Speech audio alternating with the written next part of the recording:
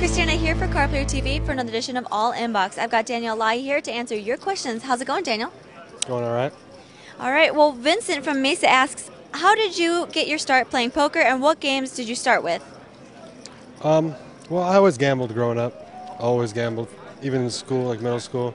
And then me and my friends, we played cards. And then I guess I was like 18 or so when I started playing in the casino. And I just liked poker a lot. And just kept playing and got better and better until it didn't make sense to do anything else. Did you start playing Hold'em? Yeah. And then he also asked, how long was it before you could rely on poker for a steady living? I'd say probably like,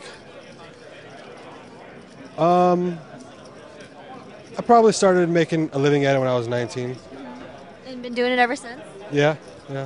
Cool. Well, Tara from Atlanta writes, which do you prefer more, tournaments or cash games, and why? Cash games. I don't really enjoy tournaments. I mean, I like them when they get deep, but I don't know.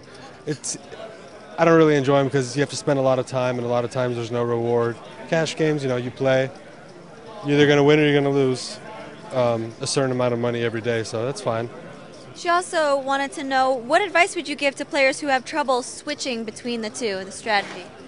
It's tough, I mean, because they require two different mindsets, but just try to have an understanding of what kind of mindset you need to go into tournaments, what kind of mindset you need to go into cash games. That way it's easier to create a distinction between the two. Do you ever tell yourself if you play in a tournament you're not going to play a cash game later because both you might be on tilt and because it's kind of hard to transition? I think that's a good idea, but I don't really go by that because I'm usually like, well, if I bust out of this tournament, I'm going to go run over to the cash games. And it's more like that for me. Gotcha. Last question, Dan from Fresno. What is the most difficult thing about playing poker for a living?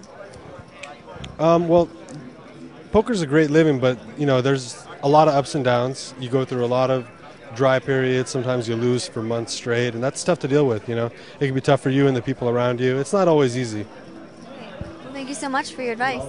No problem. Christina with Daniel Alaei for Card Player TV, and don't forget to send in your questions to allinbox@cardplayer.com.